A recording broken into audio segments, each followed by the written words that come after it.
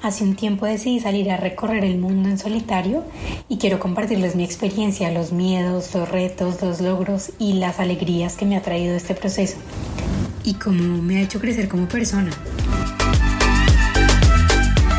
Bienvenidos a mi podcast. Mi nombre es Laura Peralta. Primero quiero contar un poquito del contexto. Todo empezó con un sueño hace alrededor de 6 años, podría decir que en el final del 2018, inicios del 2019, empecé con esa inquietud de que no quería estar en un solo lugar, quería moverme y pues conocer este mundo tan increíble en el que vivimos, porque hay demasiado por conocer y pues siento que yo tenía que salir a recorrer así fuera un pedacito. Ya con el sueño en mi cabeza me pregunté cómo lo iba a lograr. Fue una búsqueda intensa, fue una búsqueda de mucha experimentación, de investigación, explorar cuáles eran las opciones que tenía para poder lograrlo.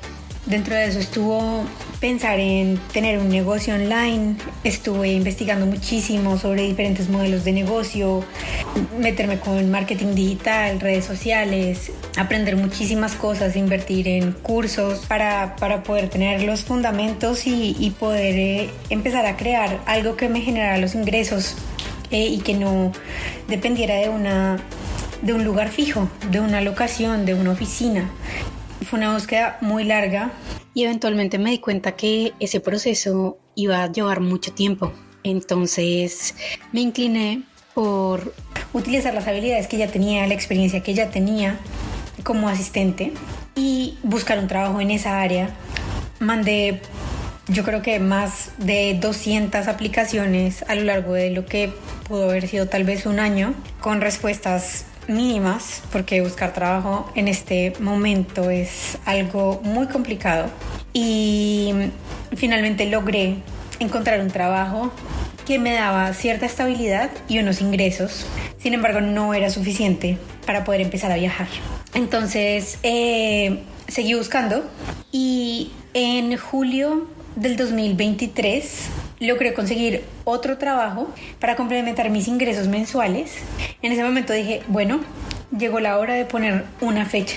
Y en efecto así fue. En agosto del 2023 decidí que mi partida sería entre finales de febrero y principios de marzo de 2024. La planeación inició con una lluvia de ideas, de lugares que quería visitar, de anotar por qué quería visitarlos y empezar a pensar cuál sería la mejor ruta. Empezar a pensar en visas, en permisos de dónde me podía quedar, cuánto tiempo podía estar en cada lugar, y así empecé a trazar una ruta.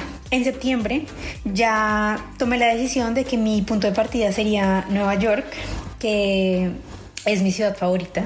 Al ser algo conocido, tal vez era un buen punto de partida porque me iba a permitir iniciar sin un choque tan grande, y compré el pasaje para el 10 de marzo del 2024.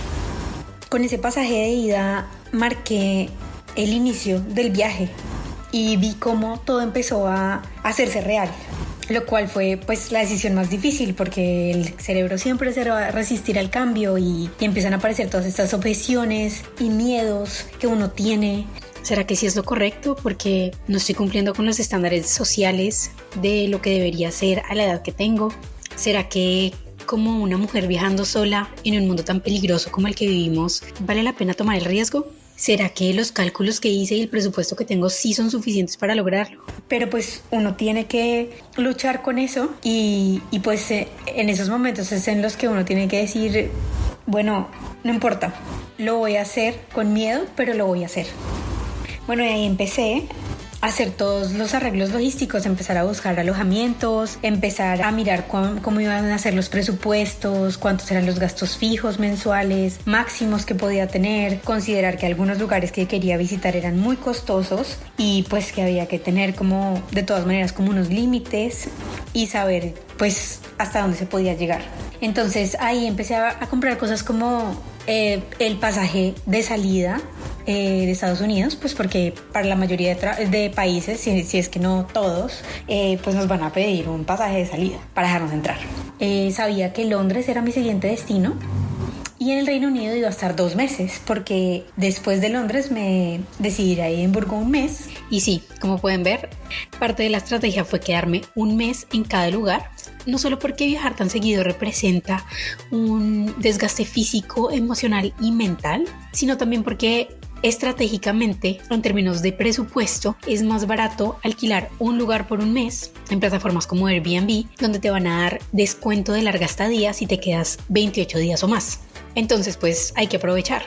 A lo largo de los siguientes meses, más o menos como en diciembre, yo ya tenía tiquetes de tren de Londres a Edimburgo, tenía el pasaje de salida del Reino Unido hacia Roma para llegar el 1 de junio, entre algunas atracciones turísticas que hay que planear con anterioridad, pues para que no se agoten las entradas.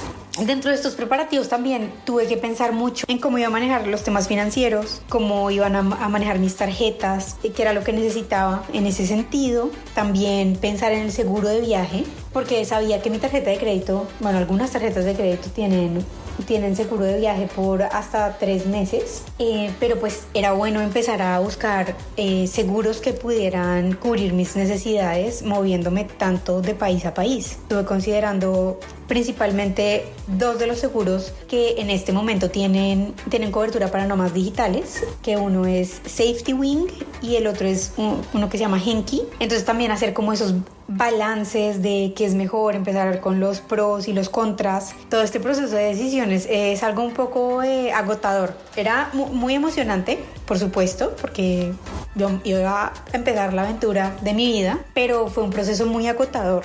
Finalmente decidí Safety Wing. Está diseñado especialmente para nómadas digitales, lo que quiere decir que no solamente a uno le cubren enfermedad y accidentes, sino que también cubren cosas que están relacionadas con viajes. Entonces, si a uno lo deja el avión, si hubo un inconveniente con la aerolínea, si hay algún problema en el lugar donde uno está, alguna catástrofe, algún problema político, social, bueno, hay ese tipo de apoyo que la verdad me pareció algo muy importante, más en estos tiempos en los que vivimos. Uno de los retos más... Este es difícil. La empacada. Escoger la maleta ideal, que bueno, para los que me conocen saben que yo soy un poco... Pues a mí me gusta tener muchas cosas. Yo guardo todo y me gusta estar preparada para todo. Y la empacada fue un reto muy grande porque empacar mi vida en 17 kilos fue... Es una de las cosas más diría que una de las cosas más difíciles. Cuando llegó el momento de empacar, que más o menos fue en febrero, en un principio quería hacerlo con una maleta pues de mochilera, o sea, quería cargar todo en mi espalda, no quería tener ruedas porque me parecía un poco inconveniente para tener que moverme sola por ciudades grandes. Así que logré conseguir una maleta donde pude finalmente empacar todo lo que quería, pero pues me di cuenta que no era sostenible. Realmente mi espalda no lo iba a lograr. Estuve intentando empacar en esa maleta. Yo creo que el proceso de empaque fue largo porque a mí no me gusta hacer las cosas bueno, ya se dieron cuenta que me gusta hacer las cosas con tiempo. Yo empecé a empacar prácticamente un mes antes y empacaba y desempacaba y sacaba cosas y metía cosas y bueno, esto no, esto sí, mejor esto sí, no, tal. Fueron 4 semanas muy muy complicadas para saber que la última semana decidí que no iba a llevar esa maleta por mi espalda y decidí que iba a llevar una de ruedas. Finalmente escogí una maleta que no fue la adecuada. Claro que me ayudó a tener ruedas, me ayudó muchísimo. Yo no hubiera podido con la maleta en la espalda, pero tampoco fue la maleta adecuada porque no tenía estructura. Y al no tener estructura, todo el peso recae en el brazo que está llevando la maleta y fue complejo llevar la maleta de un lado para otro, pero pues ya no había nada que hacer, ya había llegado el día del viaje y bueno. Pero sí, empacar en definitiva fue una de las cosas más complicadas antes de partir.